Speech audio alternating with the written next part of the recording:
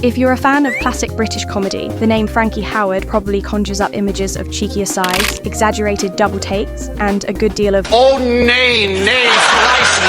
And if that rings a bell, then you've probably heard of Up Pompeii, the riotous 1971 film that transported Howard's outrageous humour straight to the big screen. But how did a saucy sitcom about ancient Rome end up getting the Hollywood, Pinewood treatment? Stick around as we dig into the history of Up Pompeii, the movie, the myths, and the madness. Now, let's rewind a bit. Back in 1969, the Up Pompeii TV series hit British screens, quickly becoming a smash hit. It was a brilliant concept, a bawdy sitcom set in ancient Pompeii with Frankie Howerd's lovable slave character, Lurcio, the heart of it all. The show was packed with innuendo, fourth wall-breaking winks to the audience, and plenty of slapstick, all while poking fun at the excesses of Roman society. It was a formula that worked so well because of the writing talent behind it. Talbot Rothwell. You might recognise his name as the genius behind many of the Carry On films. Rothwell was at the peak of his powers when he penned most of the Up Pompeii episodes, but when it came time to bring the show to the big screen, he was already tied up with Carry On Henry. So, in stepped Sid Collin, who took on the unenviable task of adapting the beloved show for cinema audiences. No pressure, right? So, what's the film all about? Well, as the title suggests, it's set in Pompeii, that infamous Roman city doomed to be buried under volcanic ash. But instead of focusing on the tragedy, Up Pompeii leans into farce and frivolity. Frankie Howerd reprises his role as Lurcio, the perpetually put-upon slave who's always finding himself tangled up in his master's schemes. The plot sees Lurcio trying and failing to deliver a prologue for a play, only to end up in the middle of a scandal involving a stolen scroll, political intrigue, and some very dodgy goings-on. Yes, it's exactly as ridiculous as it sounds. The cast was packed with familiar faces. Michael Hordern plays ludicrous Sextus, Lurcio's pompous master, while Barbara Murray appears as Ammonia, Ludicrous's scheming wife. Then there's Madeline Smith as the innocent but not so innocent daughter, Erotica, because of course that's her name. Bernard Bresslaw features as Gorgo, and let's not forget the sultry Julie Edge as Voluptua, who lives up to her name in every way imaginable. It's a who's who of British character actors, all clearly having the time of their lives. The film was shot at Pinewood Studios, the home of many a classic British production, but the team also ventured out to Italy for some authentic Roman flavour. Well, as authentic as you can get when the dialogue is peppered with saucy double entendres.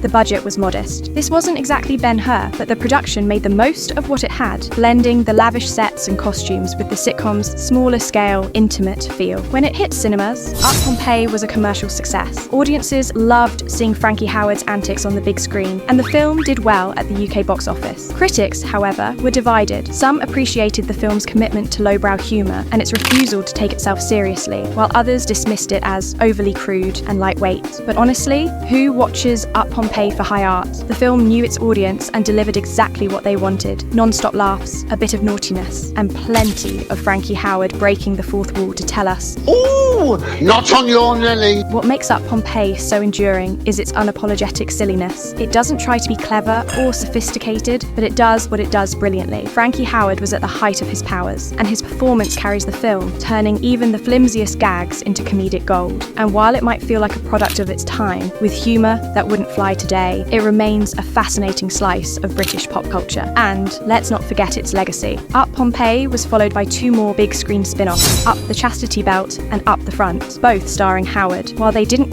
quite capture the same magic, they cemented Howard's status as a comedy icon. The film also paved the way for other TV to film adaptations, proving that British sitcoms could make a successful leap to cinemas. So there you have it. Up Pompeii might not be a cinematic masterpiece, but it doesn't need to be. It's a cheeky, charming romp that reminds us why Frankie Howerd was one of Britain's greatest comic talents. Whether you're a fan of Roman history, British comedy, or just love a good innuendo, it's worth revisiting or discovering for a glimpse of a time when comedy didn't take itself too seriously. Now, if you'll excuse me, I've got some prologues to write. Ooh, Mrs. Come on, hurry up, I got others waiting.